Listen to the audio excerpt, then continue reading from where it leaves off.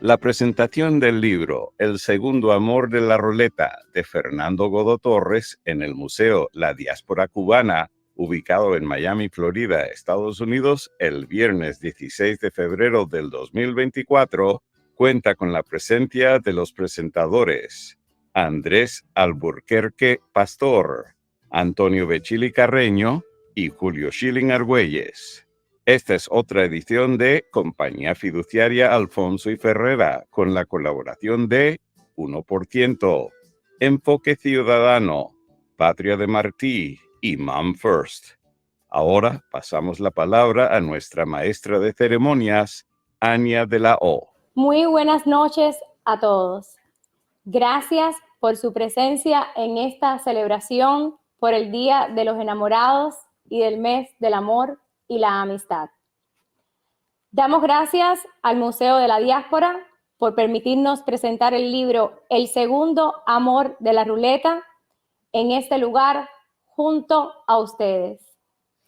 Y queremos también agradecer a los presentadores y muy especialmente al señor Armando Valladares y su esposa Marta, que nos honran con su presencia esta noche. El segundo amor de la ruleta es un libro con 10 historias de amor. Sus protagonistas son personajes muy conocidos por ser famosos, históricos o célebres. Es el cuarto libro de la serie sobre historias de amor que Fernando Godó viene presentando en los últimos años. El autor se ha propuesto rescatar el lado humano de sus protagonistas y el conflicto espiritual de sus vidas, más allá de las razones por las que fueron y son conocidos. En ese detalle, el que usted encontrará en estos libros, cada uno de ellos contiene 10 historias de amor, donde, como el autor escribe, la tragedia se eleva en la belleza de lo triste o la pasión se desvanece en lo efímero de la felicidad. Damos la bienvenida al primero de los presentadores.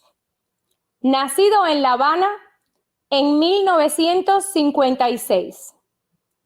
Experimentó, como muchos cubanos, el caleidoscopio ideológico de quienes pasan de una ideología a otra, de vástago de comunistas a republicano maverick o libertario. Tiene muy en cuenta los métodos o instrumentos de lo que llama la Cuarta Internacional, analista político y experto en la industria de la hospitalidad. Toma como rasero la vocación ideológica de sus interlocutores a la hora de valorarlos. Su programa Enfoque Ciudadano, con más de 3 años en las redes, es un intento, por momentos desesperado, de alertar a sus semejantes acerca de los peligros que se ciernen sobre Occidente. Es profesor universitario de lingüística y lengua inglesa y una voz habitual en distintos medios de radio y televisión. Sin más, damos la bienvenida a Andrés Alburquerque.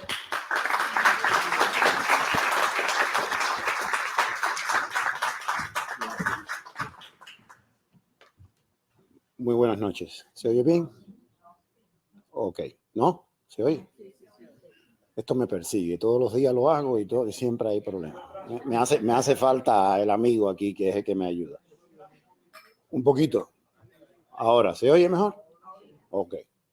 Bueno, a mí me toca o no me toca. Lo escogí voluntariamente cuando Fernando me hizo el honor de pedirme que viniera a este momento de lanzar este libro, que uno dice, como es amigo mío, tengo que decirle que me gusta, pero de verdad que me gustó. Entonces son estas cosas que tú dices, no me lo va a creer porque somos amigos, pero a mí me gustó. ¿Qué tengo que hacer para que comprenda que me gustó? Y me doy cuenta que no hay nada que pueda hacer. pero sí puedo colaborar en transmitirle cómo a mí me impactó la parte del amor entre Jack y Jackie Kennedy, que fue la que yo seleccioné de lo que él me puso delante. Para los que somos cubanoamericanos o cubanos y cualquier cosa después, la figura de Kennedy está asociada con momentos extremadamente tristes de nuestro país natal.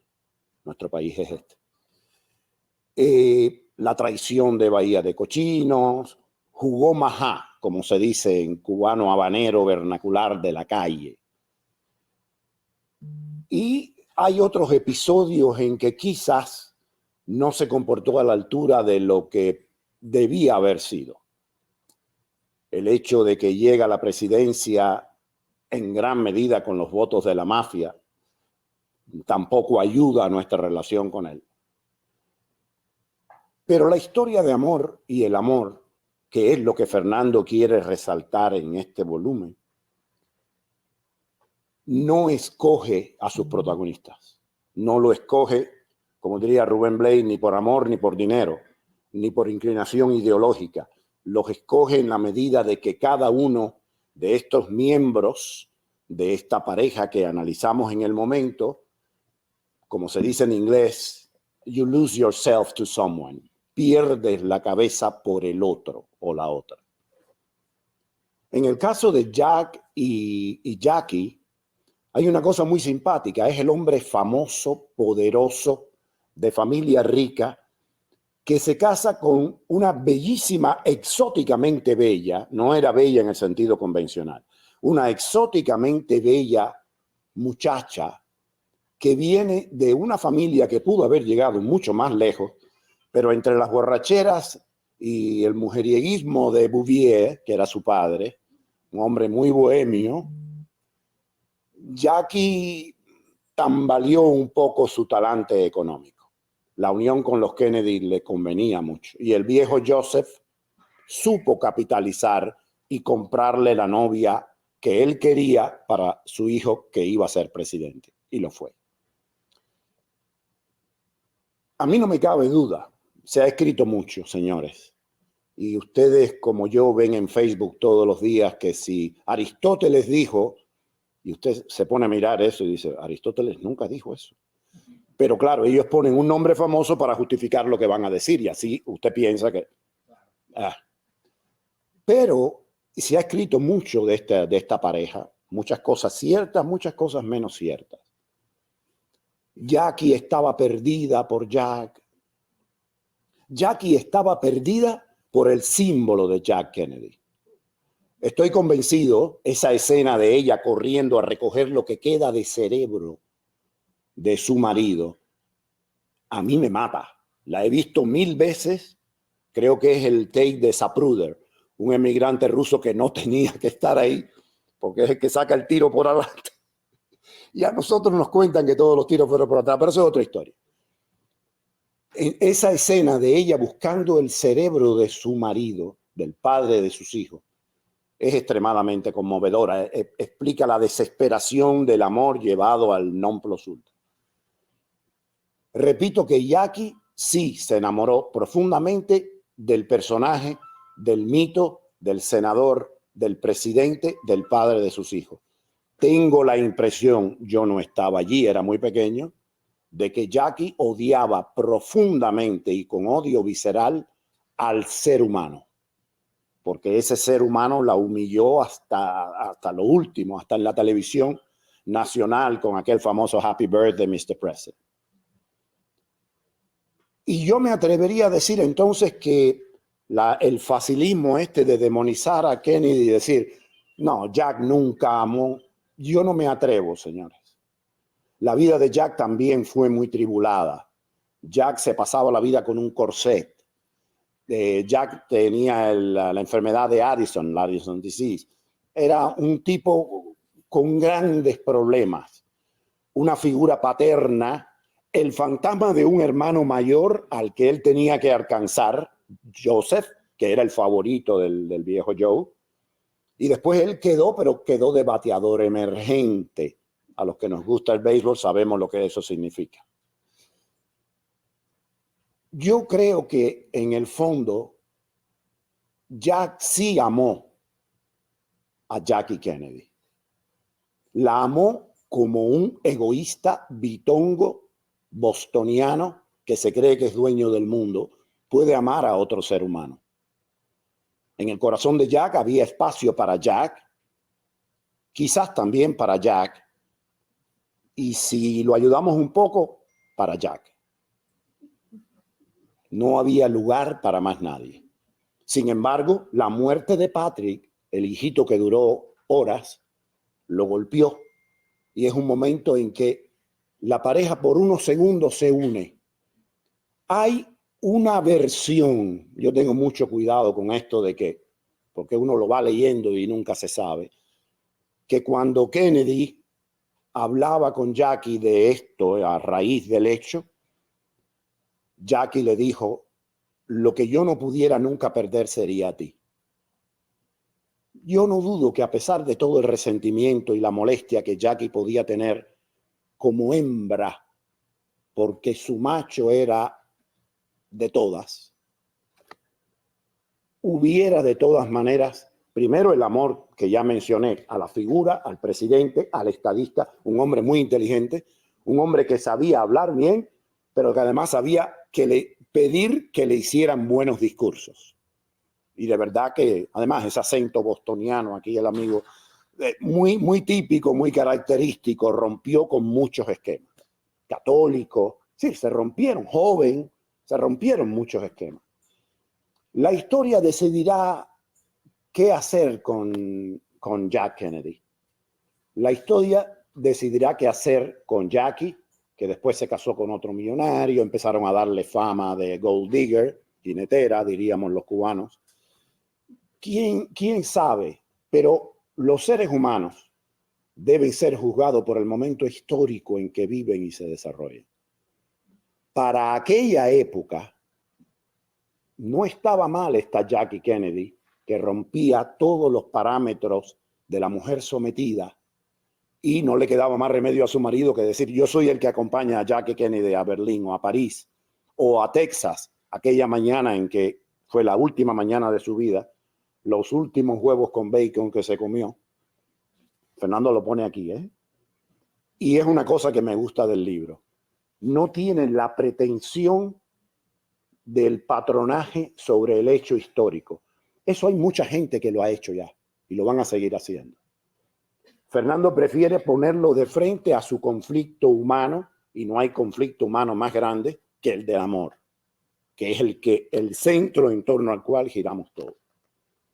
Yo les recomiendo que lo lean, que lean todos los capítulos, pero que profundicen en esto de Jack y Jackie, porque denota en estos tiempos donde los hombres creen, los seres humanos, los individuos, creen que nos pueden mangonear a nosotros, el pueblo, y se nos pintan como parejas perfectas y cosas perfectas que no son.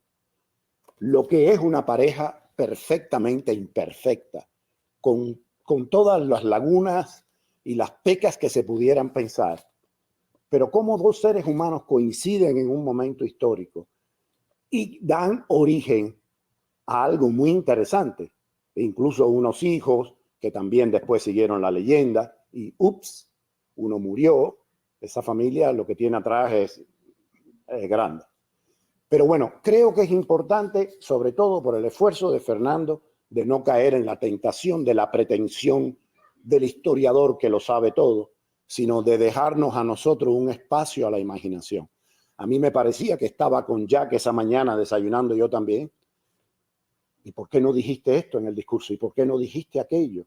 Y creo que la simultaneidad de poner la historia de Jack cuando nació y de pronto volver esos flashbacks, creo que es algo bien logrado y se lo recomiendo que lo lean.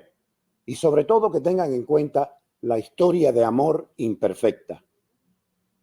Porque creo que todos nosotros, todos los que creemos en un ser superior, en el creador, los que tenemos algún tipo de religión, cualquiera que sea, lo que más pedimos en nuestros momentos de recogimiento es que nos dé la posibilidad de poder disfrutar a toda plenitud el amor.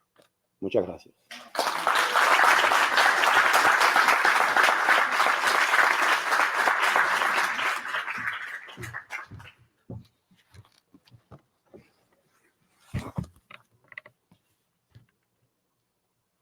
Nuestro segundo presentador es matancero, como él mismo prefiere que lo identifiquen.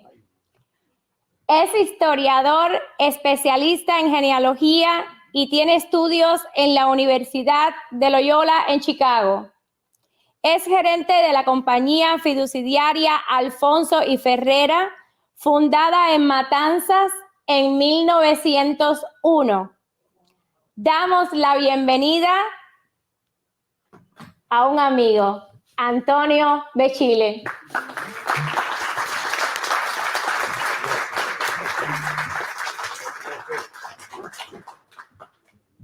Buenas noches. Espero que el micrófono funcione. Sí, está funcionando.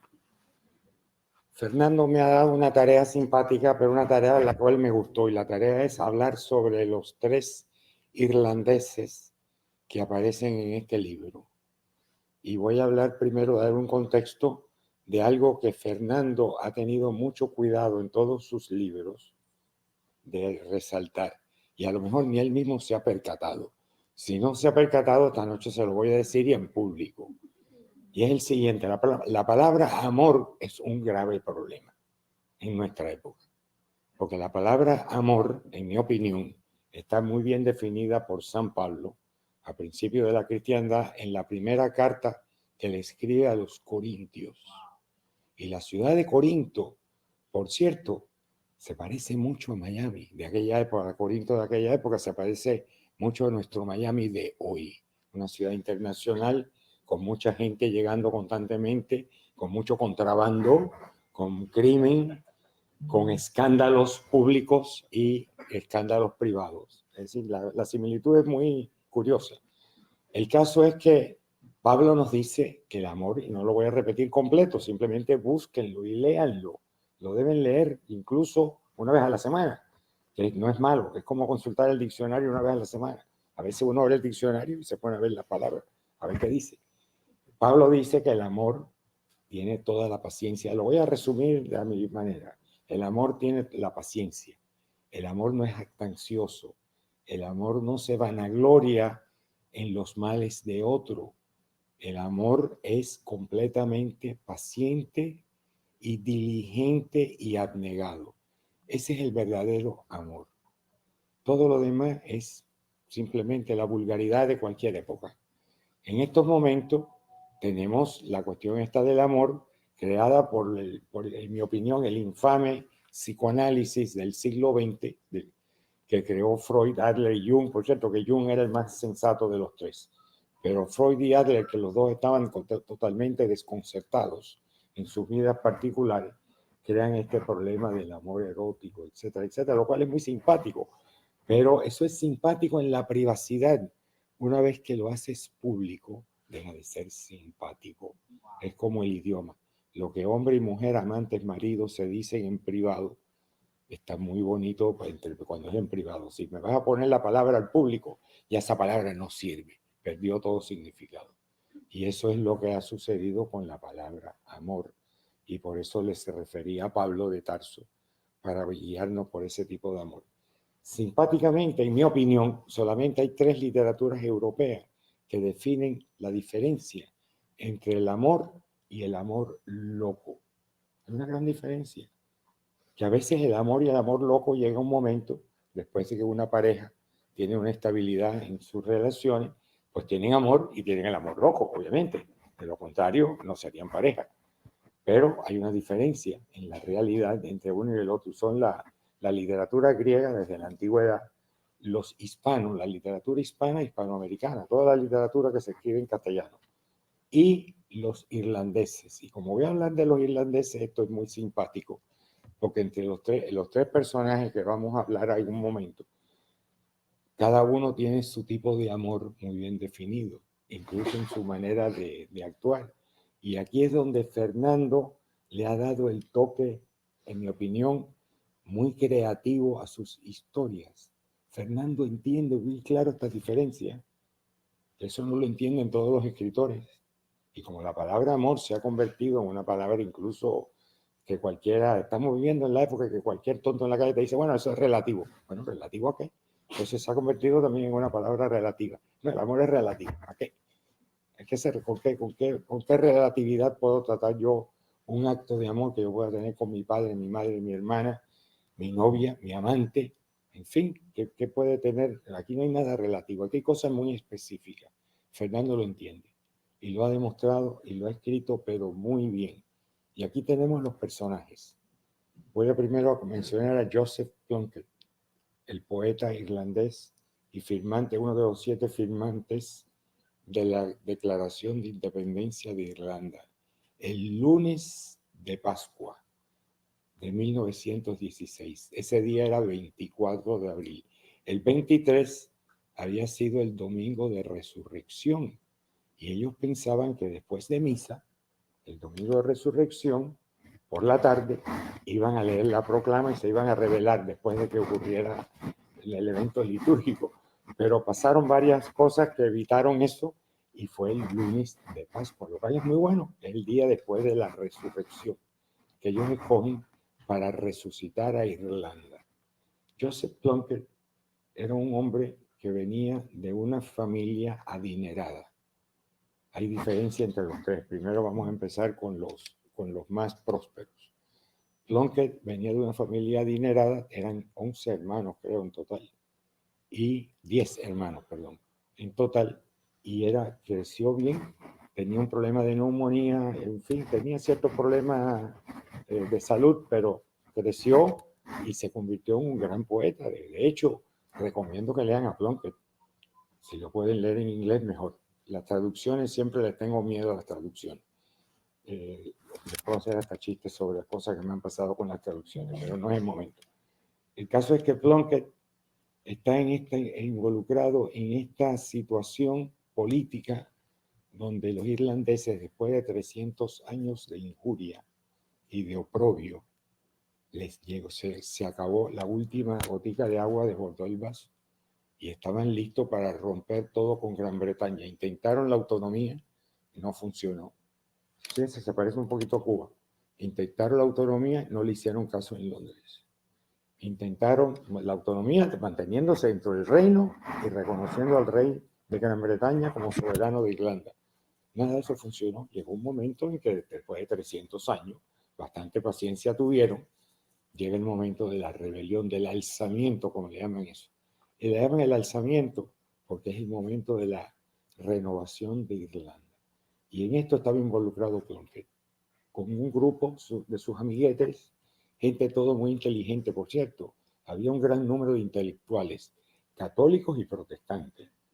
La cuestión de la independencia de Irlanda no solamente es una faena católica, es una faena de protestantes que se habían unido y eran también irlandeses y querían la independencia de Irlanda, porque se daban cuenta que de Londres no recibían ni los buenos días.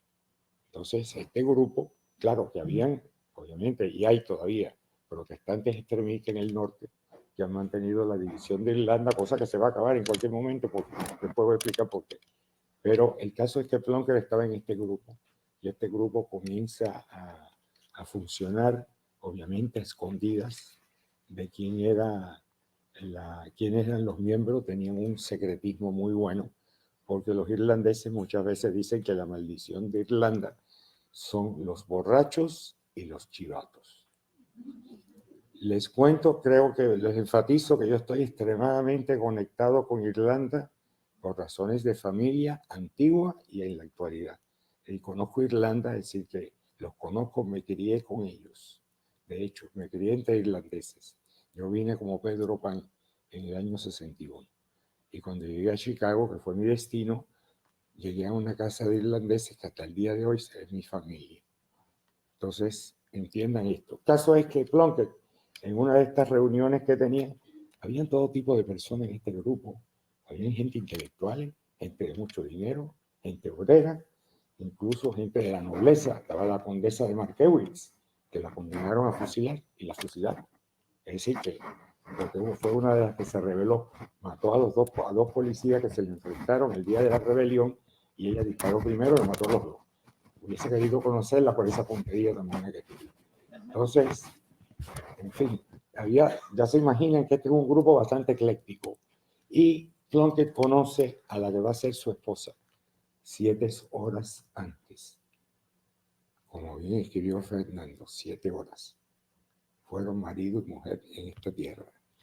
Que se llamó Grace Guilford. Y Grace venía también de una familia adinerada y tenía un padre que era pro-británico, aunque era católico, y una madre protestante también pro-británica. Eran 11 hermanos y padre católico, madre protestante. A los varones los mandaron a colegio católico y a las mujeres las mandaron a colegio protestante. Es decir, una cosa de esta que a veces los padres hacen sin saber lo que están haciendo, o por contentar el uno con el otro. Bueno, 5 son tuyos y 5 son míos, o lo que sea. El caso es que ella y su hermana venían a todas estas reuniones de los pro-independentistas, interesantemente, viniendo de una familia muy pro-británica. Ella, su hermana, que se llamaba Nanny. Nanny y Grace venían a estos grupos que en casa de una irlandesa, que siempre tengo que buscarme el nombre de ella, porque tiene un nombre un poco raro, que se llamaba Nanil Dryhurst. Era una anarquista y era una señora ya mayor. Y estos anarquistas libertarios son gente bien simpática, interesante. No piensen que, olvídense de cualquier imagen que puedan tener de los anarquistas. Es decir, vamos a tratarlo como otros seres humanos igual que nosotros. La Dryhurst le presenta a Grace, se lo presenta a Thomas, a Joseph Plunkett, y su hermana Nanny se lo presenta a Thomas MacDonagh, que era muy amigo también de Plunkett y venía también de una familia prominente. Y simplemente hay una relación de amor puro, verdadero amor entre ellos. Ambos tenían la misma causa, tenían las mismas creencias. Estaban listos para casarse el 23 de abril, el día del domingo de resurrección. Ya lo tenían todo preparado en la iglesia para casarse ese día. Obviamente pospusieron la boda por la situación política que básicamente avanzó muy rápido. Y avanza muy rápido, y tengo que decir esto, desviarme un momento de lo del libro que Fernando lo menciona brevemente, pero los irlandeses estaban escasos de armas y escasos de, obviamente, de municiones. Y habían hecho una conspiración con Sir Rogers Castlemaine, que era un irlandés protestante, miembro de la nobleza, pero era pro-independentista.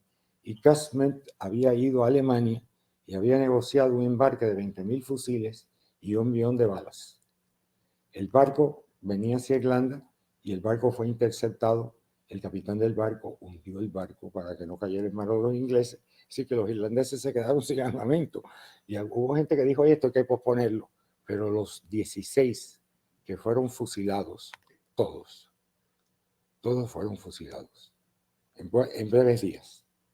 Los 16 se opusieron y dijeron, esto hay que llevarlo a cabo. Y viene el día lunes, se lee la Declaración de Independencia por otro poeta llamado Patrick Pearse. Y Patrick Pearse se paró en la escalinata del correo, de la oficina central del correo de Dublín, y lee la Declaración de Independencia, instando a los irlandeses e irlandesas a que se unan a la causa. La gente pasaba por la calle y dicen los testigos, que esto lo leí en otro momento, que la gente pensó que era un grupo de artistas ensayando para una obra de teatro. Pero los tipos estaban armados y algunos con uniforme y otros que no tenían uniforme tenían puesto la verde. La verde era la bandera verde de lo que ellos pensaban que iba a ser la República de Irlanda. De hecho, hay una canción del siglo XIX que dice, están matando a hombres y mujeres por desplegar la verde. Una canción en inglés. Te ponían la verde y te mataban. En ciertos lugares, sobre todo en el campo, en la parte rural de Irlanda del siglo XIX. Conclusión, estos eventos lo llevan en una situación trágica de violencia. Piensen que esto es una guerra. La guerra no es un paseo y no la pueden mirar como que, ay, espérate, que vamos a tener mañana un cese de fuego. Los tipos que van a la guerra no creen en eso y no lo creen por una razón muy poderosa. Y la razón poderosa es que cada uno busca lograr su objetivo. Y eso fue lo que estaban tratando de lograr esta gente, lograr el objetivo. El hecho cierto es que todos caen presos, todos acaban rindiéndose, los que no se mueren. Y en un momento le voy a decir cuántos se murieron. Saqué la lista oficial de la página del gobierno irlandés. Aquí la tengo. Para que le voy a decir cuántos muertos hubieron de ambos lados en los 10 días que duró la revuelta y lo que pasó después. El caso cierto es que ellos, todos presos, y los van a ser fusilados. Los juicios de estos 16 duraban 15 minutos. El tribunal militar tenía 15 minutos, pusieron un reloj, había un tipo que se paraba con el reloj, el secretario, mandaba el reloj, hablaba, le leían los cargos y no los dejaban hablar. Es decir, ellos no podían argumentar nada. Y cada 15 minutos encontraban a alguien culpable y la pena era fusilamiento en la prisión de Kilmainham, que es una prisión que se ha convertido en un museo. Si algún día van al Dublín, les recomiendo que vayan. Es un lugar muy bien, a ver cómo le puedo decir, muy bien preservado, con mucha elegancia y con buen gusto, a pesar de lo trágico y feroz que pasó allí. El caso es que el cura que lo iba a casar, Cecil Gray, sale a buscar un anillo el día 3 de mayo de 1916. Irlanda el centro de Irlanda está destruido. Los ingleses trajeron artillería pesada y bombardearon la oficina de correo, el Hotel Metropol, todos los hoteles fueron destruidos que están en el centro. Esa calle se llama O'Connell. La calle O'Connell en la calle principal, una calle ancha, muy bonita, la calle principal elegante de Dublín. Todo aquello quedó destruido. Entonces ella sale a buscar un anillo, encuentra el anillo, habla con el cura logra que el comandante de la guarnición le permita la boda 7 horas antes, y se casaron 7 horas antes. Verdadero amor. Es decir, ahí no hubo consumación de matrimonio. Sin embargo, yo estoy seguro que para ellos estaban pensando también en el amor loco. Estoy seguro. Lo que se habían perdido. Ella juró que más nunca se iba a casar y nunca más se casó. Murió en los años 50, no me acuerdo el año exacto en que murió Grace, pero ella vio la República Irlandesa, etc. Esa es la historia de Plunkett. Hay otra historia, que es la de McBride. McBride es un tipo más complicado. McBride viene de la clase trabajadora y es vamos a decir, un bohemio. Esta persona que se acuesta a cualquier hora, se despierta a cualquier hora, escribe poesía. También todos los irlandeses que escriben poesía son como los matanceros, que escriben todos escribimos poesía. Entonces, y todos toman whisky, yo también. Entonces, whisky, hay 2 tipos de whisky en Irlanda, por cierto. Está Jameson, que es propiedad de los católicos, y está Bushmill, que es de los protestantes. Ningún católico que se quiera toma Bushmill. Todos tomamos Jameson, que es muy bueno. Pero bueno, el que tome, yo he tomado Bushmill también. No se preocupen, no es tanto la cosa, no es tan seria. El caso es que John McBride, era un hombre aventurero, había venido a Estados Unidos y había acabado en Sudáfrica cuando la guerra entre los Boers, entre los africanos y los ingleses. Y el hombre monta un regimiento irlandés y se pone del lado de los Boers en contra de los ingleses. Y el tipo peleó durante la guerra de los Boers hasta que llegó el Tratado de Paz y sobrevivió a la guerra con el grado de mayor. Es decir, que el hombre peleó de verdad, no era ningún flojo, aunque porque dice, por cierto, dice Borges en un poema que a mí me gusta mucho, dice que no hay nada como la muerte para mejorar la gente. Y en una de las estrofas dice, el flojo será valiente, el ruin será generoso, no hay nada como la muerte para mejorar la gente, y es verdad. Entonces, no hable mal de muerto, no, el muerto se puede hablar mal. Si muerto no servía, hay que decir que muerto no servía. Pero en este caso, McBride, vamos a darle crédito, que el tipo peleó, como debió haber peleado, regresa a Irlanda, pero los ingleses lo tienen vigilado. Y entonces a él no le dicen qué es lo que cuándo va a ocurrir el alzamiento. No lo dicen. Porque como bien dijo Fernando el otro día, hablando entre nosotros, dijo, el tipo estaba en candela. Los ingleses, donde quiera que iba, tenía un agente de la policía atrás de él. Entonces, pero el caso es que él se conecta, su historia de amor es una historia de amor complicada, porque es complicada por una mujer llamada Agnes Maud, perdón, Maud Gonne. G-O-N-N-E. Gonne, como de que se fue, la desaparecida. Y Maud, un apellido muy inglesa. Maud había tenido amoríos con un político francés, muy importante, y había tenido un hijo con el francés. El francés estaba casado. Decía que como él era católico no se podía divorciar ni buscarse tampoco una anulación matrimonial. Y Maud no creía ni en la paz de los sepulcros. Era una mujer que tenía casi 2 metros de altura. Era una belleza de mujer. Todo el mundo, yo he visto las fotos y son impresionantes, de verdad. Una mujer, como decimos en el argot cubano, por ejemplo, un paratráfico. Paraba tráfico en cualquier ciudad del mundo. Maud tenía amores con este tipo y tenía amores con otros tipos también. Pero lo más importante son McBride y el poeta Yeats. Y el poeta Yeats, ella lo rechazaba porque el poeta Yeats para ella era muy débil de carácter. A ella le gustaban los hombres aparentemente fuertes. Y no es que Yeats fuera afeminado, que no lo era. Simplemente un día en una conversación que Fernando relata, ella le dice que él no tiene suficiente, como dice, ímpetu para hacer las cosas en la vida. Le dice, por ejemplo, tú no eres católico y eres un protestante pusilánime. Es decir, que tú no puedes, y no crees en la independencia de Irlanda. Entonces no eres nadie, porque ella creía en la independencia de Irlanda.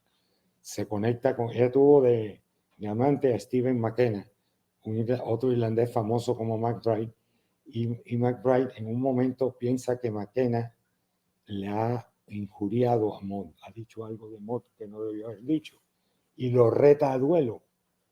Y entonces, a la hora del duelo, McKenna acepta, y el duelo va a ser en Nueva York. Todo esto va a ocurrir ahora en Nueva York, este duelo. Y cuando se reúnen, se encuentran, McKenna le dice, yo he aceptado el duelo, dígame por qué estamos aquí en el duelo. Dice, usted injurió a Maud. Dice, usted está equivocado. Yo no injurié a Maud. Yo dije que Maud, que era una mujer tan bella, se había casado con un hombre tan anormal y animal como usted. Y entonces, dice McBride, como era verdad, le dije al tipo, entonces usted no me injurió. Porque lo que usted está diciendo de mí es verdad. Entonces dice, vamos a tomar una cerveza, y esto es cierto, fueron a emborracharse. Y, en fin, no, ese era McBride. ¿Qué sucede con McBride? Que Maud y McBride tienen un hijo, y finalmente que se llama, le pusieron por nombre Sean. El hijo tiene una historia problemática. El padre, yo considero que lo entiendo, y entiendo todas sus aventuras en Sudáfrica, todo eso lo entiendo. Eso a mí no me causa ningún problema de entenderme con él en cualquier momento. Si estuviera vivo y nos viéramos cara a cara. El hijo sí es un problemita. El hijo era un muchacho creo que tenía 14 años cuando la rebelión del día de Pascua. Y el muchacho inmediatamente se une a las filas, obviamente, de los independentistas y empieza su carrera política en eso. El caso fue que fue avanzando y simpáticamente se convirtió en un agente de los soviéticos. Lo cual, si su padre lo hubiese visto, se hubiese, siguiendo la tradición hebrea, rasgado la vestidura y echado ceniza en la cabeza. Porque era totalmente absurdo que un irlandés con ese historial que ha tenido Irlanda, el tipo no tenía que estar rezando el rosario todos los días, pero simplemente darse cuenta que el marxismo-leninismo es una imbecilidad. Entonces el tipo no tenía capacidad aparente para darse cuenta de eso. Y tengo entendido no, él llegó a ser el director de Amnistía Internacional. Infiltrado, obviamente, porque pocos meses antes le habían dado una condecoración en la Unión Soviética de Amistad de los Pueblos, una de esas tantas medallas de lata que daban los rusos, que le encantaba regalarle a todo el mundo. Es decir, que el tipo era obvio que el tipo era un agente soviético, no lo puede negar. Y en una asamblea donde la doña Marta estaba protestando por su marido y los presos políticos cubanos, él la mandó a callar.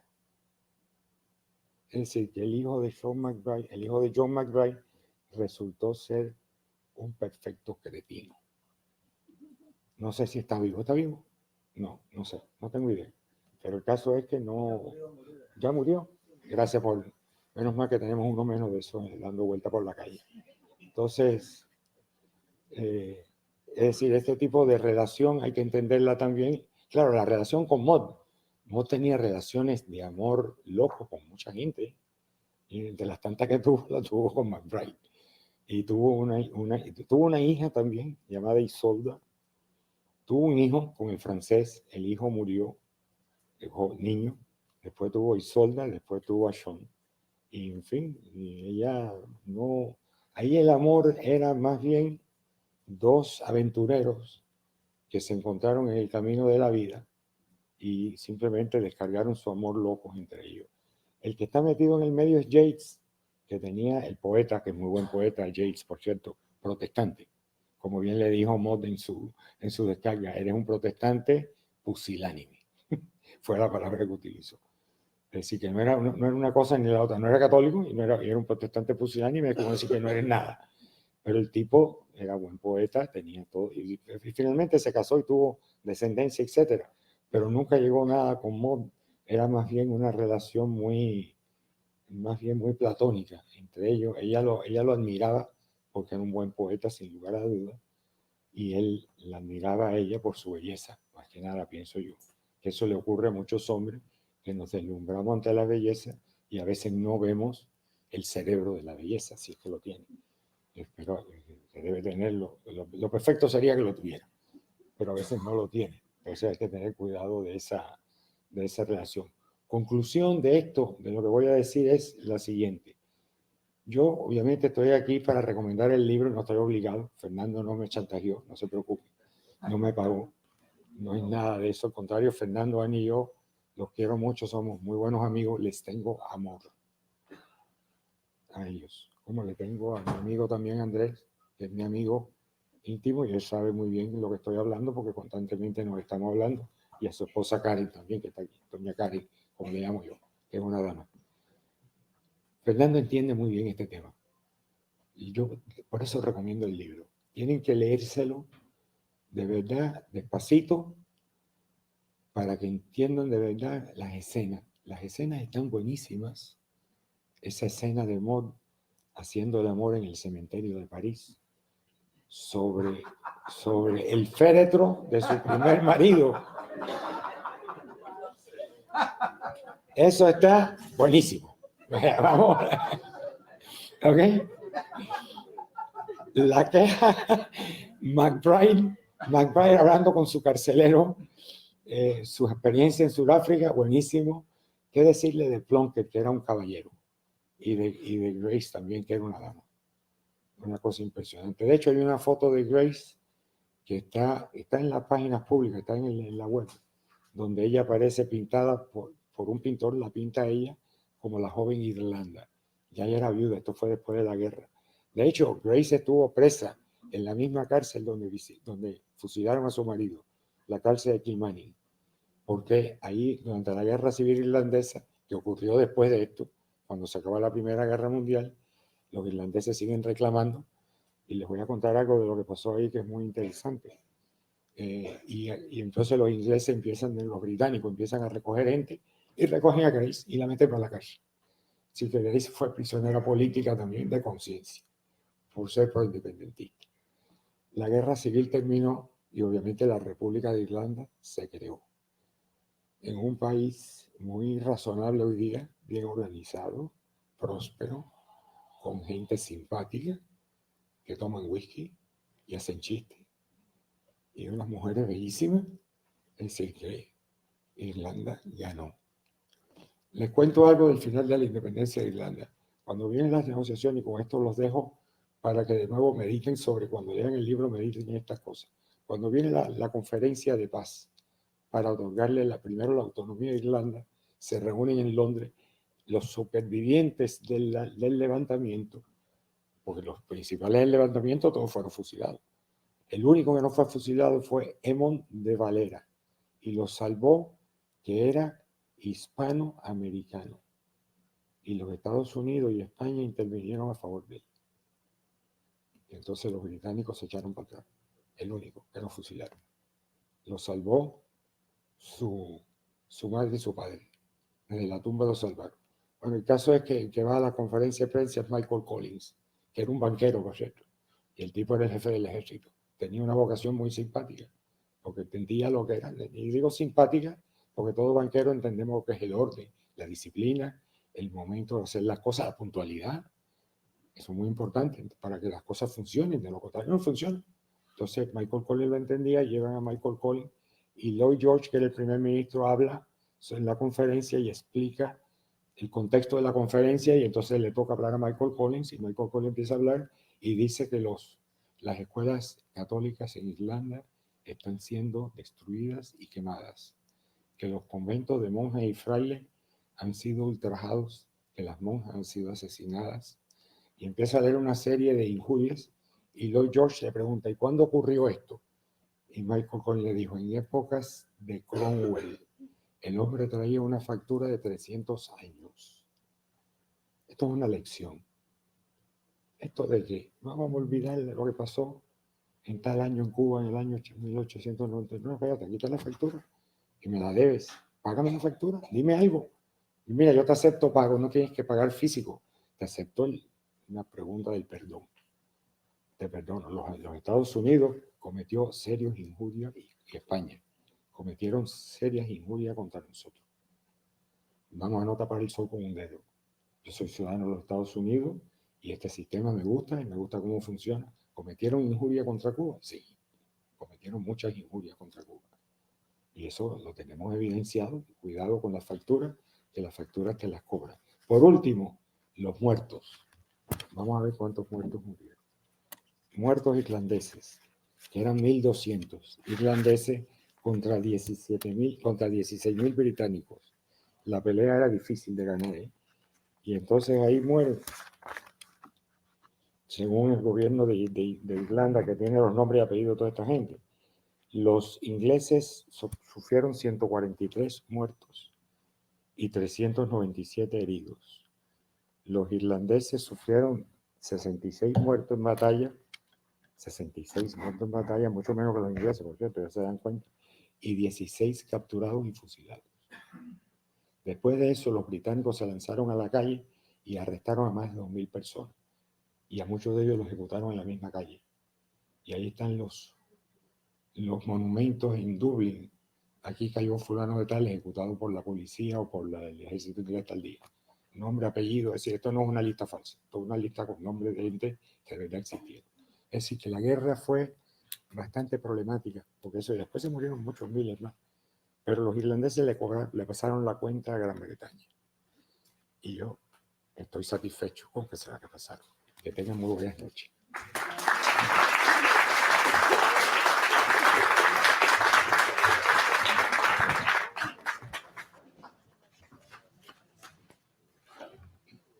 Nuestro tercer presentador es politólogo, autor, conferencista y director de Patria de Martí y de Cuban Voice. Es autor de 14 libros, miembro de la Asociación Estadounidense de Ciencias Políticas y del Pen Club de Escritores Cubanos en el Exilio. Damos la bienvenida a Julio Schilling.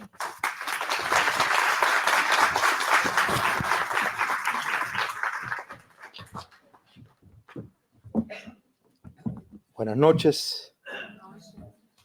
Yo sí voy a hacer como la corte militar irlandesa. Voy a poner el reloj de 15 minutos.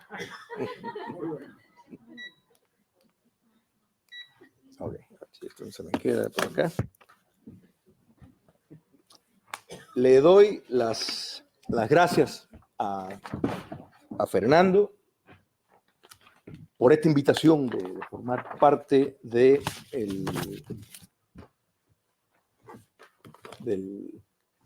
este evento. Para mí es un placer estar con Andrés, con él, con Antonio y todos ustedes. Este libro, que verdaderamente se lo recomiendo. Estoy de acuerdo que esto no es una imposición, sino es una realidad. Y voy a explicar un poco por qué. Pero curiosamente, sentado acá, me doy cuenta, yo no sé si Fernando lo preparó así, pero de la parte que a mí se me asignó, está mezclado de una forma con lo de Andrés y con lo de Antonio. Primero, el libro tiene un lenguaje nítido, audaz, elegante y profundo. Busca por medio del romance contar historias. Y Fernando, ustedes que lo conocen, saben que es un gran conocedor de la historia. O sea, que tiene un dominio del tema que eso le facilita porque él busca los detalles que muchas veces no sé cómo lo encuentra. O sea, estás hablando de una anécdota y te va a decir, sí, tú sabes que el té que se tomaba era tal marca. Y yo digo, pero ¿de dónde sacó Fernando esto? O sea, que es muy de detalles y eso hace que sea todo más interesante. El contenido reúne la exaltación a la belleza. En estos tiempos postmodernos eso es fundamental. Es una contrarrevolución. Exaltar la belleza. Fernando lo hace. Toca, por supuesto, la historia.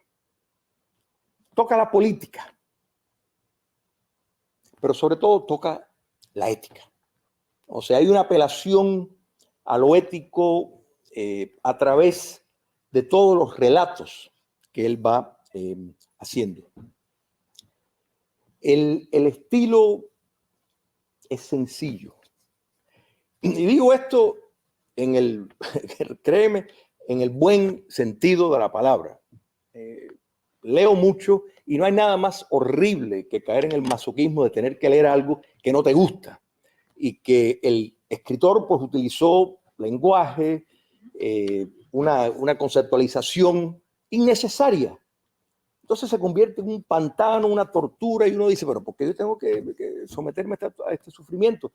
Con Fernando esto no ocurre, es entretenido y es ameno al punto de que culturalmente, y aquí es donde está para mí el aporte más grande de la obra de Fernando, que trasciende fácilmente a la cultura. Tiene una aceptación porque las obras de no ficción no tienden a tener la misma receptividad que obras de ficción. Sin embargo, la vuelta que Fernando le da por estos relatos es un imán para personas que tal vez no se hubieran interesado en la política. Yo creo que en eso es un gran éxito. Como ya mencionaron Andrés y Antonio,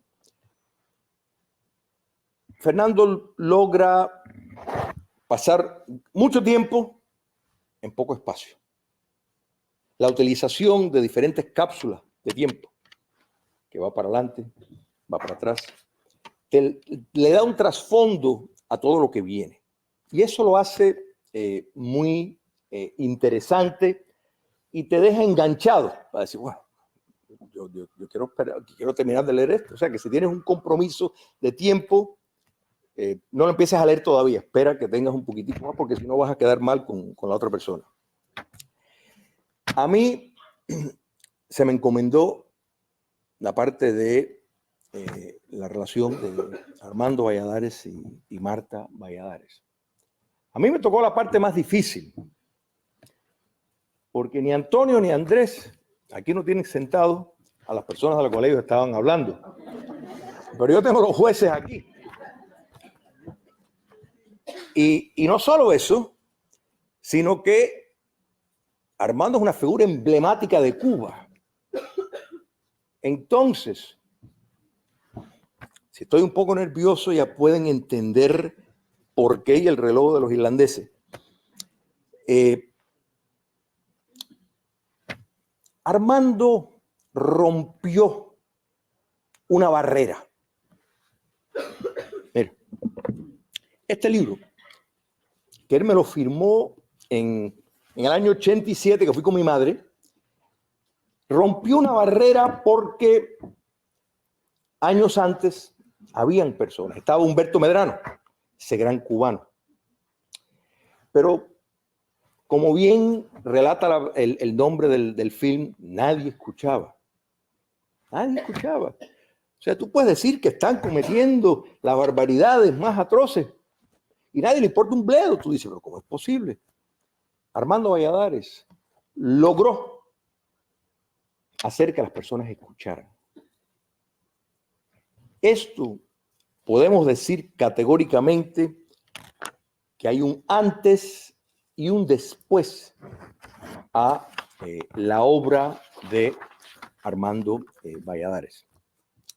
El presidio político, que ha sido una fábrica de tanto dolor, ha producido romances, otros que me vienen a la mente, Ángel de Fana y su esposa, Ángel Pardo, y otros más, pero también han habido muchos desenlaces, lamentablemente. Familias que se destruyeron, matrimonios que no persistieron. Es decir, sin lugar a duda, es una desgracia y gracias a Dios que, particularmente en el caso de él, y voy a hablar un poco más de eso, esa desgracia resultó dar grandes frutos. El presidio político también ha producido poetas extraordinarios. O sea, porque la poesía adquiere características de armamento, ¿no es verdad? Armamento contra un mal extraordinario. Ernesto Díaz Rodríguez, Ángel Pardo, Ángel de Fana y muchos otros. La obra de Armando logró penetrar y romper corazones que no habían demostrado ninguna simpatía con la causa de la libertad de Cuba, mucho menos con la causa de los presos políticos cubanos. Quiere decir, en un sentido de estilo, yo creo que esto nos deja ver y desde mis sillas de ruedas, yo les invito a que lean la obra poética de Armando Valladares, porque realmente es como, mira, uno puede ser el mejor cantador de ópera en la bañadera, pero si no puedes ir a la esfera pública y que te escuchen, no tiene sentido. Armando rompió ese en espacios públicos, tuvo esa aceptación y yo creo que en gran medida es el estilo que tiene. Y otro detallito de Armando, tenía una ética imperial, porque él podía haber aliviado su situación. O sea, la dictadura castrocomunista le dio el puente de plata. Mira, esto. Y él él abrazó su calvario. ¿No es verdad?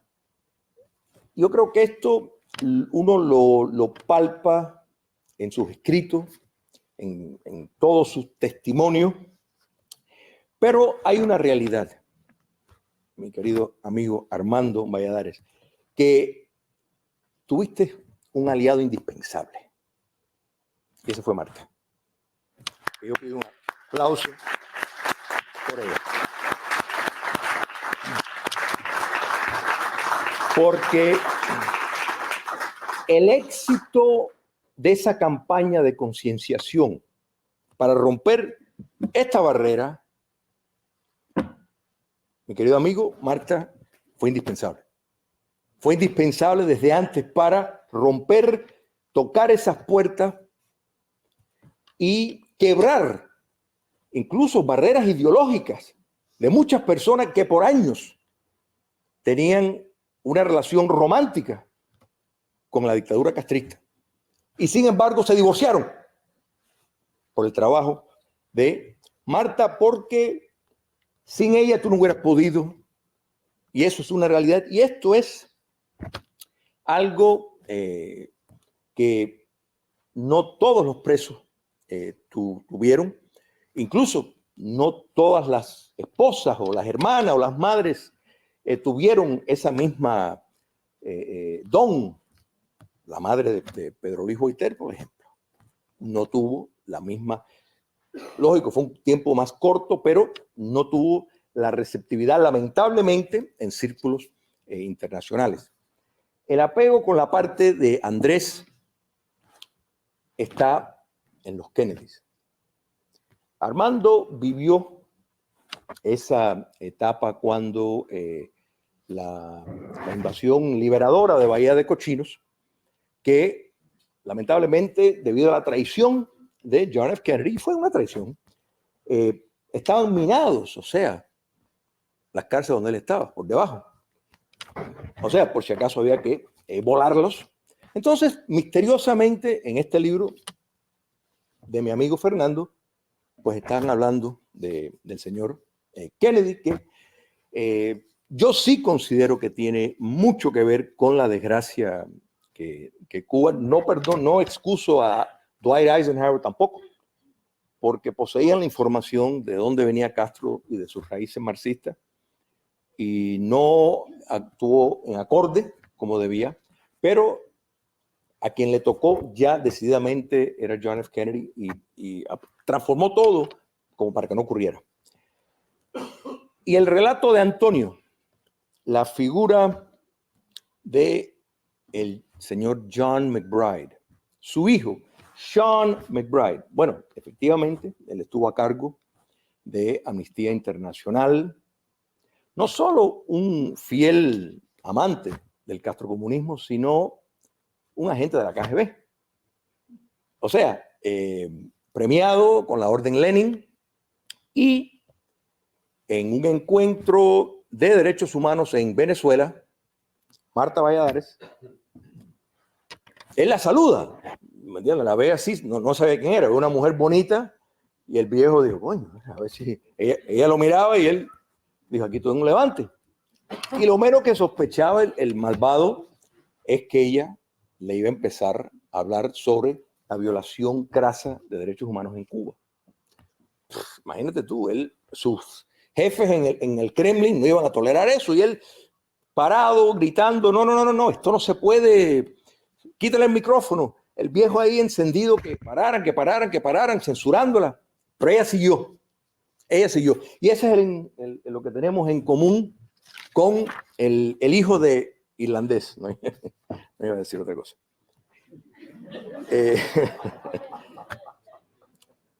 Pero hay que estar claro en esto. En la gran campaña de concienciación de Marta, aquí no había una descarga de victimización. No. Esto era un relato de patriotismo, de lucha. Aquí nadie se estaba quejando porque era víctima. Al contrario, estaban recuperando sus derechos naturales como manda Dios, y se lo decía en su cara. Y eso es algo que el presidio político cubano nos honra, y como cubano, eso, pues yo creo que todos tenemos que, los cubanos y no cubanos, tenemos que estar muy agradecidos a eso. Conclusiones y la lectura de todo esto. Primero, ¿qué fue el sostén de ambos? Porque yo le estaba comentando a mi amigo Frank Rodríguez, antes de entrar acá, yo dije, wow, porque Marta, una mujer muy atractiva,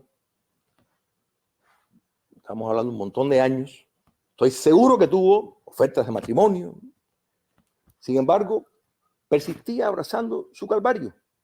Ella quería cargar su cruz. Y uno dice, ¿qué fue el sostén? ¿Qué fue lo que más le hizo para que las cosas fueran como ocurrieron? Primero, fe en Dios.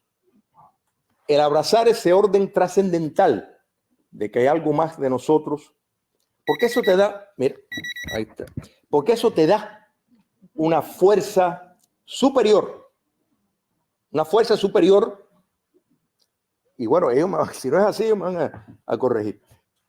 Porque es como único uno puede entender. Igual que, mira, cuando uno dice cómo los cristianos acaban de crucificar a Jesús y están, si dicen que no son cristianos, no los van a matar, y sin embargo dicen, sí, soy cristiano. Y no solo matar, porque si fuera simplemente, mira, tómate esta pastilla. No, torturado, muerte a tortura. Bueno, solamente se puede entender por el Espíritu Santo. Y eso es lo que le llenó a Armando y a Marta. Segundo, amor de uno por el otro. La gente estaba enamorada, y siguen enamorados. Parecen novios. Yo cada vez que los veo digo, coño, parecen novios. Y tercero, una convicción patriótica.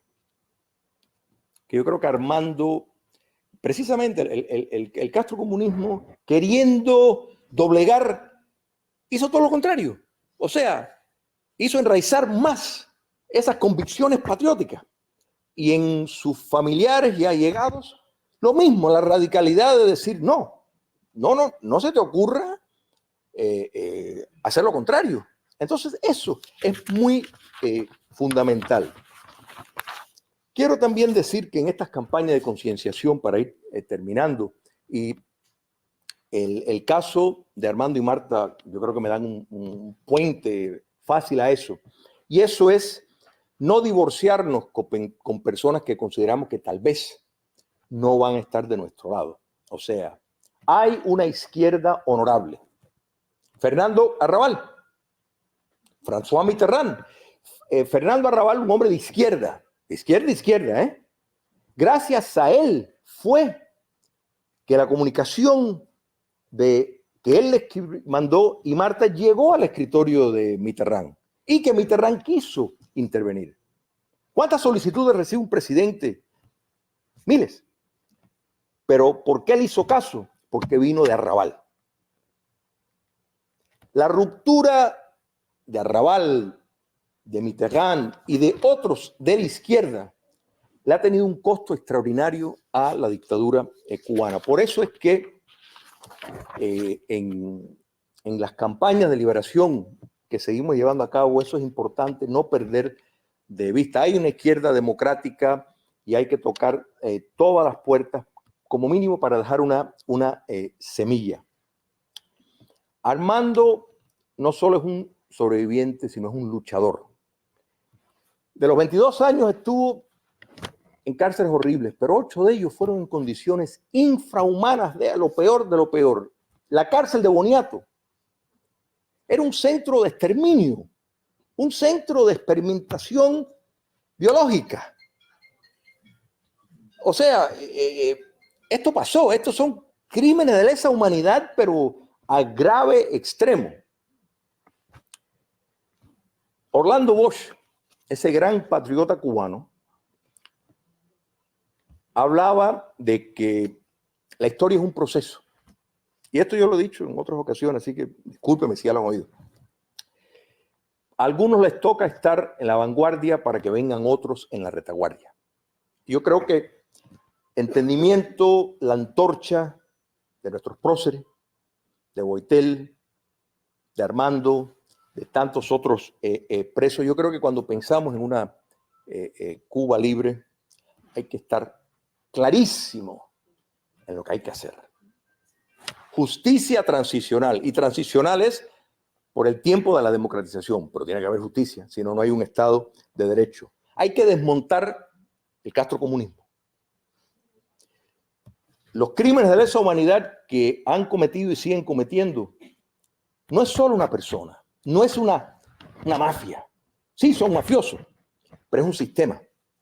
Hay que condenar el sistema, hay que desmontar el sistema, porque si no, bueno, no, irían muertos los culpables y de aquí no ha pasado nada. Eso no se puede permitir. No fue una persona, es el sistema y eso es lo importante. Si no, todo el sacrificio de Armando, de tantos presos, de tantos de nuestros mártires, habrá sido en vano. Gracias Armando, gracias Marta, gracias Fernando, gracias a ustedes.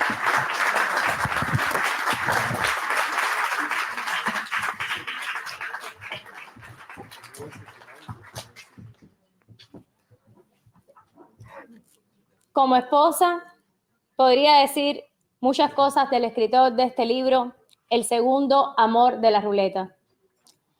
Pero hoy voy a acercarme con palabras a ese hombre increíble que tengo a mi lado. Y solo les voy a decir, con referencia a mi persona, que siempre he sido una mujer apasionada, creativa, romántica. Desde bajar una luna en alfileres, en el medio de una procesión, al ritmo de los tambores de Bejucal, porque soy de regla, tradición cultural que, como él mismo sabe, no me he podido despojar, como también apenarme al pedirle cualquiera de sus tarjetas de crédito, o de padecer, como también él sabe, de un escasísimo sentido del humor. Sin embargo, Fernando ha sido el hombre que ha basado nuestro amor sobre la ausencia para hacerse palabra, porque la felicidad entre ambos no se cuenta, sino que se vive. Y gozamos de un atractivo individual imposible. Casi podría asegurar que no podría describirlo él en una de sus historias de amor. Cada libro de Fer, como muchos saben que le digo, tiene un hombre que no se conforma y la fortuna de un talento cernido por la pureza de sus sentimientos. Mis hijos son afortunados por tenerlo en casa y yo aprovecho cada ocasión, incluso hasta las incomprensiones, para impresionar al amor y dirigir al cielo las miradas, bendiciéndolo.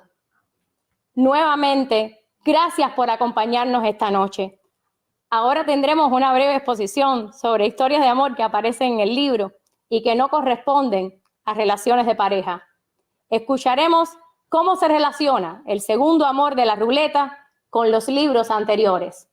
Sin más, les presento a mi esposo, Fernando Godo.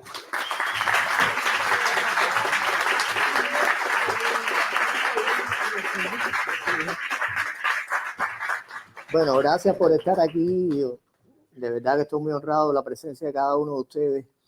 Yo empecé a escribir estos libros, los empecé a escribir solo, pero si los publiqué es por ella, porque yo no los hubiera publicado, no tenía esa idea de que podía. Empecé a escribir historias de amor, empecé a escribir cuando veía un detalle de una relación de pareja que yo creía que era digno de contarse. Si no la escribo ni la cuento. Empecé el primer libro que se llama Celos de Copos de Nieve. Y ahí, por ejemplo, cuando me enteré que Simón Bolívar había quedado viudo con 20 años y que había jurado no casarse más nunca, bueno, muchas personas han oído hablar de Simón Bolívar, pero cuando lo que me atrapa a mí es ese detalle de la relación de pareja. Ellos pudieron ser famosos o célebres o personajes históricos por cualquier cosa, pero a mí me interesa el lado humano de esas personas, que muchas veces los idealizan y los ponen más arriba de las luces de esta que hay aquí, y eran seres humanos. Imagínenselo en las actividades más cotidianas de la vida, no las voy a mencionar. Y son como cada uno de nosotros, son seres humanos, fueron diferentes, trascendieron, pero fueron seres humanos. Y entonces los detalles son los que me llevan. Descubriendo aquí que conocen ustedes, por ejemplo, lo que es el estado del bienestar y los programas de ayuda que hacen los gobiernos, y la gente de derecha los critica, los de izquierda los avalan. Bueno, descubrí quién fue cerebro de eso, que fue Ferdinand Lassalle, que se lo presenta a Bismarck, el canciller alemán. Y esa es la parte histórica, o sea, eso algunas personas lo pueden haber leído, pero cuando me pongo a ver que Lassalle muere en un duelo, digo, déjame ver qué cosa fue este duelo, pero muere en un duelo por una mujer, siendo fundador del Partido Socialdemócrata Alemán, siendo más importante que Carlos Marx en su época, que Carlos Marx no lo conocía nadie, prestándole dinero a Marx, se le prestaba dinero a Marx que nunca se lo devolvía. Todas esas cosas las averigüé. Y entonces digo, voy a escribir la historia de este hombre, o sea, ¿de dónde sale esa mujer que es capaz de llevarle un duelo a muerte?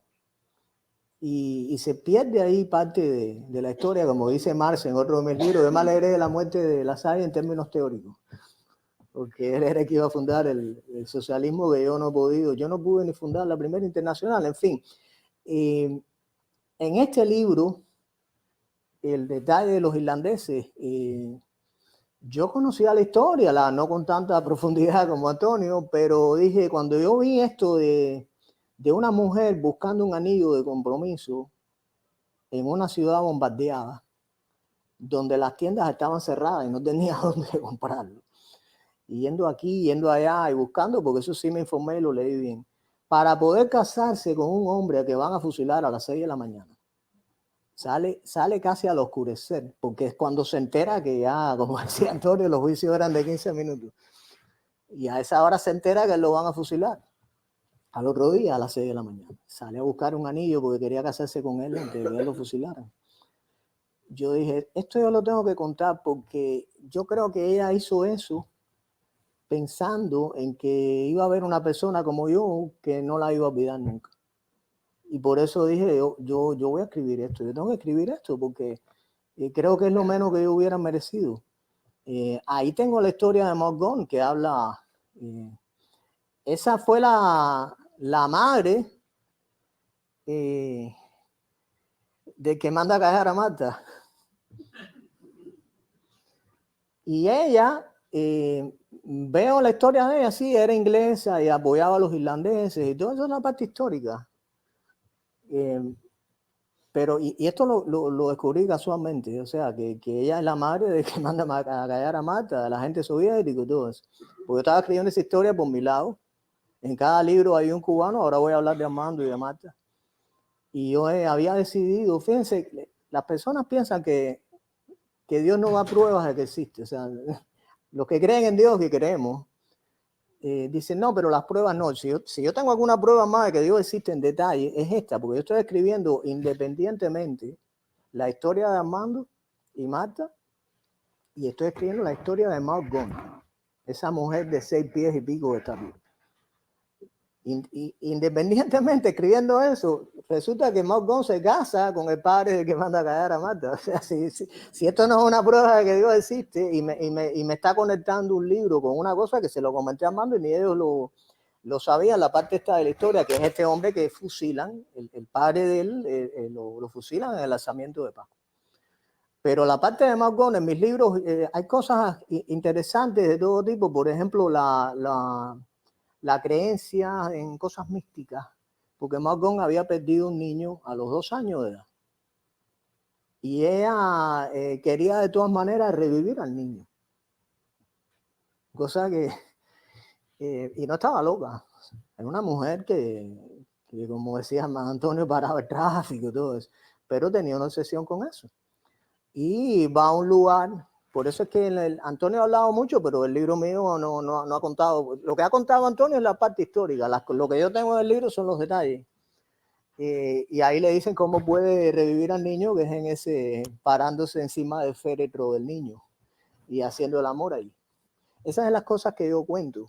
Cuando yo vi ese, yo tengo que contar la historia, porque además a esta mujer le habían pedido 5 veces matrimonio, pero en el transcurso de los años, como de 10 años, un mismo hombre que llegó a ser premio Nobel de literatura, le pide matrimonio y a los 2 años le volvía a pedir matrimonio y así pasó como 10 años y ella siempre le decía que no.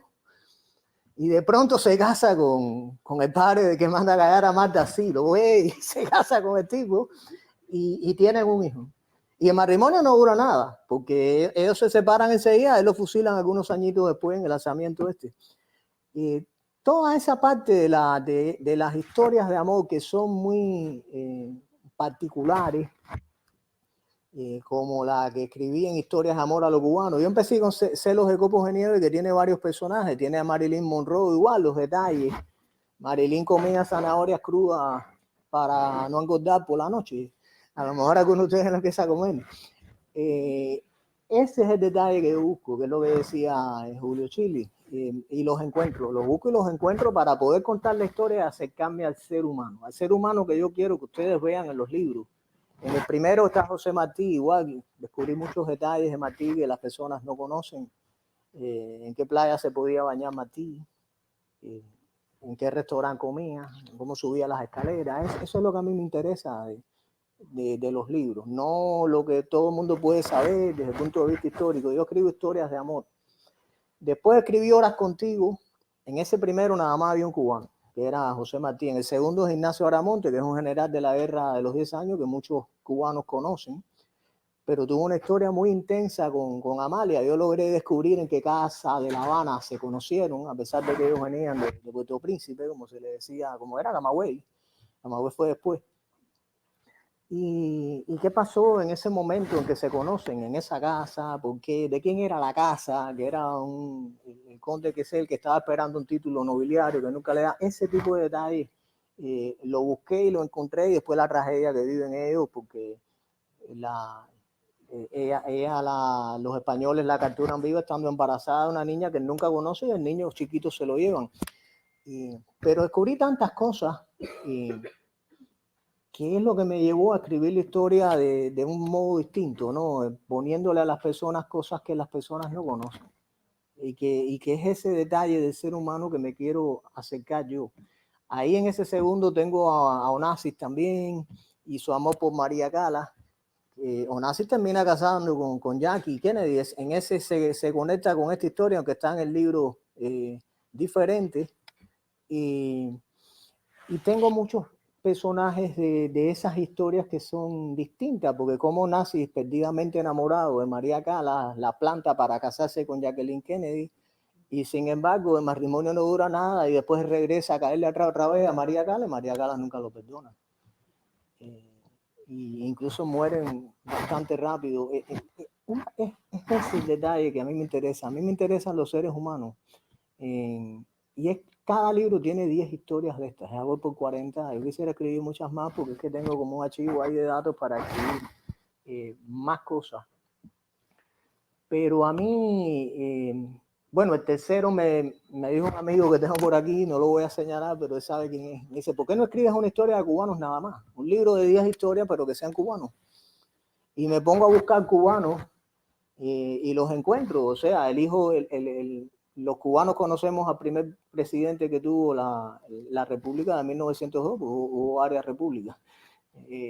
Pero no conocen apenas, se oye hablar del vicepresidente, que es Luis Esteves y Romero, autor de libros incluso, un personaje interesante, el esposo de Marta Abreu, que hizo la ciudad de Las Vegas, hizo Santa Clara, mató a Marta Abreu, y pocas personas saben que Marta financió una buena parte de la guerra en 95, junto con otras personas también, pero lo de Marta fue tremendo. Entonces, pero veo que hay una historia que no les voy a contar, porque veo que Marta y Luis Esteves mueren prácticamente el mismo mes. Ahí es donde yo ahí descubro los detalles. Y entonces como chismoso, curioso, digo, pero ¿por qué murieron el mismo mes? O sea, qué raro está esto. Y voy y busco y me entero de por qué murieron el mismo mes. Al igual que en ese libro, Historias de Amor a los Cubanos, que empiezo con Carlos Marx. Y me dicen, bueno, ¿por qué tiene que ver Carlos Marx con los cubanos? Y eso, no, la hija se le casó con un mulato cubano. Y Carlos Marx era un racista tremendo. Esa fue una de las torturas más grandes de su vida que tuvo que aguantar. Le caía bien que era socialista, pero lo demás no lo aceptaba. Y yo empiezo ahí porque yo soy jugador de ajedrez y el ajedrez está en varios de mis libros, no porque yo lo ponga porque quiero, sino porque estas personas jugaban ajedrez. José Martí jugaba ajedrez y de hecho, para los que no lo sepan, usaba el ajedrez para ligar a las mujeres, para meterse en la casa de los padres. Porque en aquella época tú no podías visitar a una señorita, así por así. Y cuando quiso empatarse con Carmen Sayas Bazán, ese fue el truco que usó. Lo único que tenía un problema, que no sabía jugar ajedrez. Y el padre de ella sí, entonces fue a ver un cubano que estaba en México, que era Andrés Clemente Vázquez, que había escrito varios libros de ajedrez, lo llamó y le dijo, necesito que me enseñes a jugar al ajedrez porque quiero ir a casa de cambio. Y quiero que el padre me deje entrar y voy a ponerme a jugar con él. Y ese mismo truco lo usó con la niña de Guatemala y con General Granado. García Granado, había sido presidente. O sea, el ajedrez está en esas historias, no porque a mí me gusta el ajedrez, sino porque es real. Y de la misma manera también jugaba Carlos Marx con Liebknecht, no el padre, con William Liebknecht, el padre de Carlos Liebknecht, que fue otro socialista que tuvo una historia ya entrada en el siglo XX a principios. Y en estas circunstancias, jugando al ajedrez, es cuando la FARC llega y le dice que el mulato que se quiere casar con la hija de ojos verdes. Imagínate, eso fue una tragedia para él. Ahí empieza ese Historias de Amor a los Cubanos.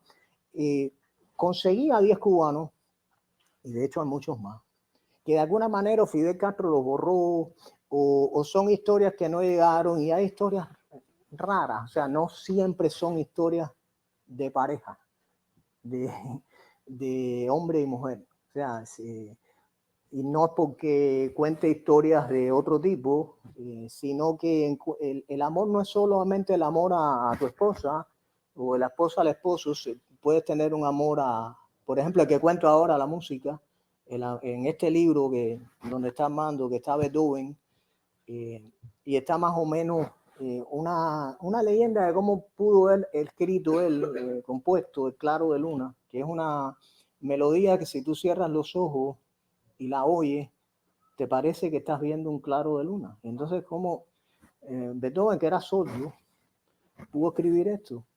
Y hay una leyenda de cómo pudo haber sido, pero yo la escribo a mi manera, de un encuentro de un sordo que no oye nada con una ciega que no ve.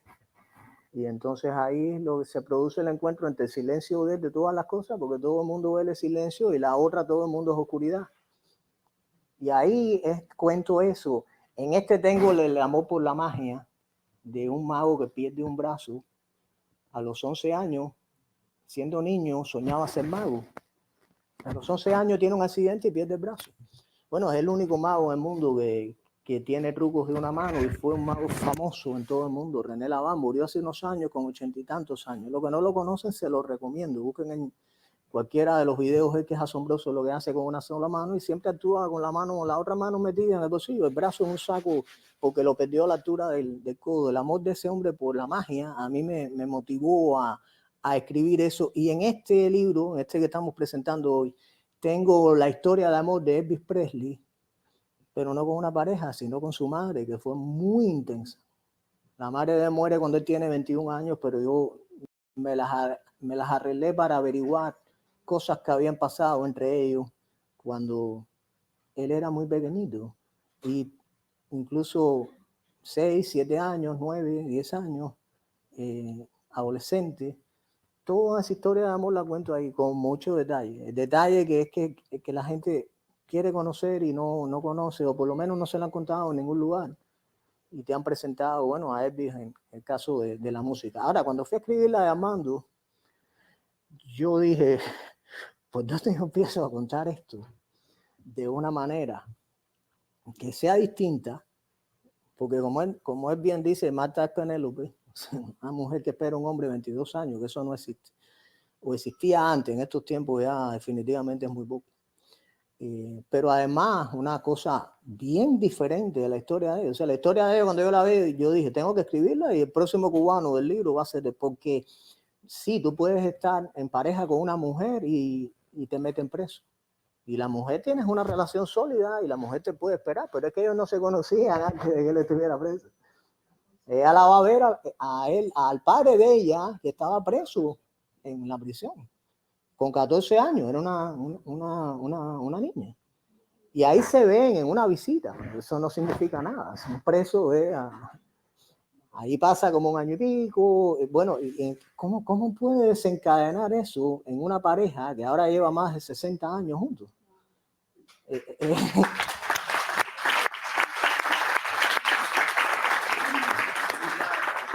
Y yo dije, ¿por dónde empiezo esto? Yo no sabía por dónde escribir la historia de Armando. Y dije, a mí me impresionó una parte del libro de él. Y dije, por ahí mismo voy a empezar. Y empecé con una rata. Porque esa es una parte en que las condiciones infrahumanas, los que vieron aquí el museo, que se los recomiendo a todos, vieron las celdas cómo eran. Además te meten ahí, no te bañas. Y todas las torturas de Fidel Castro, ¿no? Hombres que se pasan, cualquier ser humano, que se pase 2 meses trancado en un lugar sin tener agua encima, pues se le empieza a llenar la piel de costras. Y ahí yo empecé a imaginar cómo esas ratas que andaban por ahí, que él lo cuenta en el libro, me puse a imaginarme, porque yo me meto en la escena de lo que es, y me puse a ver exactamente el tamaño que tiene la rata, cuánto largo tiene la cola, por qué se puede sentir atraída por ese tipo de olores de materia descompuesta, y cómo llega a empezar a comerle los dedos a un preso. Cosa que es un espectáculo que si ustedes se lo imaginan verlo, lo que me pasó a mí, la impresión que eso me causó es grande. O sea, si ustedes cierran los ojos ahora y ven ahí una rata comiéndose un ser humano, comiéndose, porque además están tan débil, tan desnutridos, que porque no comen, no sienten eso, se rinden, porque no los dejan dormir. Esa es otra de las grandes torturas de la prisión que les aplicaba a Fidel Castro.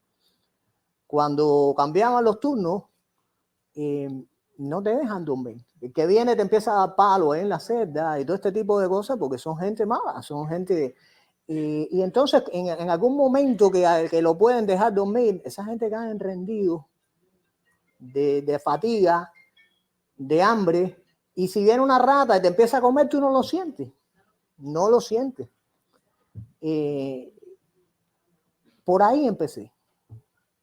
por ahí empecé a escribir esa parte que me parece tremenda y que ilustra como nada qué cosa es meterse en una mazmorra de esa de Fidel Castro, pues aquí no lo podemos imaginar mucho, pero aquí hay presos en el salón, no solo Armando, y meterte 20 y 30 años preso, como los hay aquí en el salón, y es bien difícil.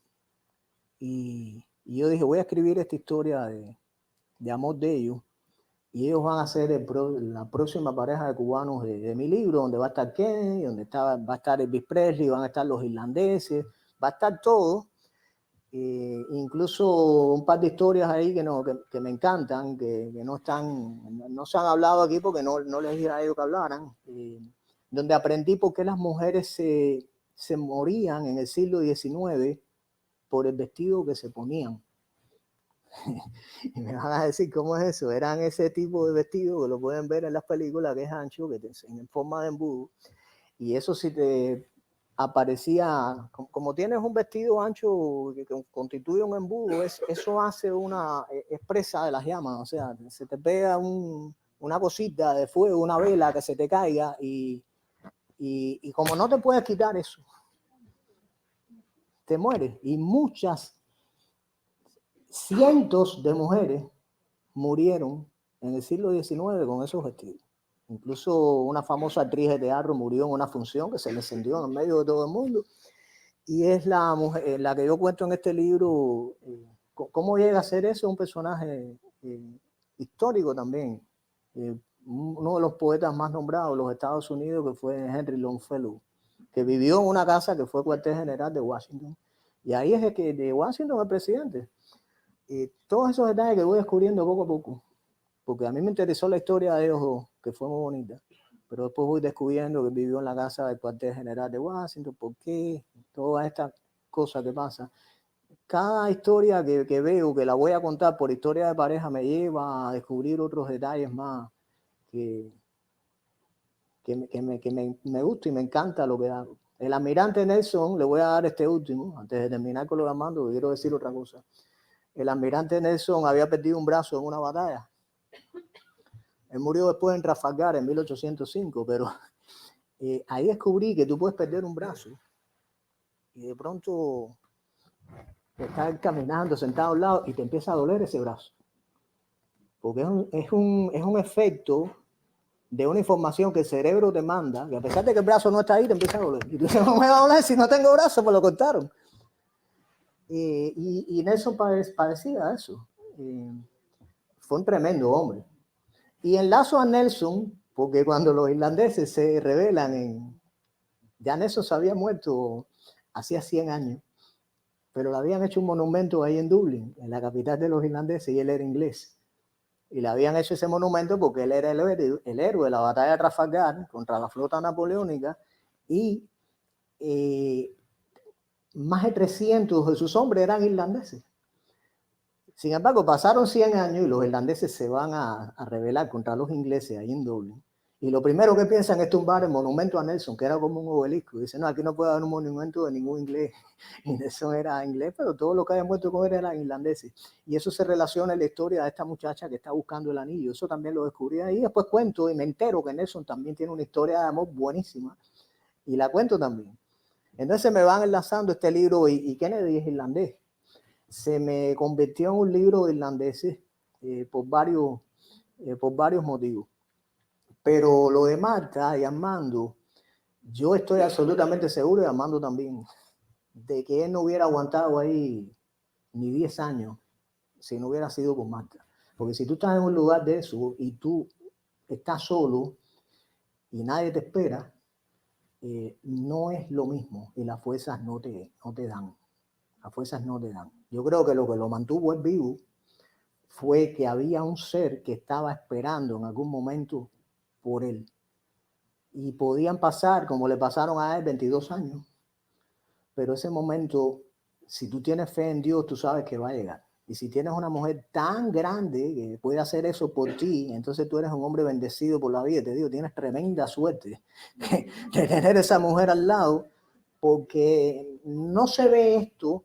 Y como ser humano, yo te digo que estoy súper impresionado con ustedes y además les doy las gracias por estar aquí, porque para mí es un sueño que ustedes estén aquí, que yo haya escrito lo que escribí de ustedes, imaginándomelo en la imaginación, pero que lo tenga ahora adelante, para mí es una bendición. Así que gracias a todos y a ustedes dos por estar aquí.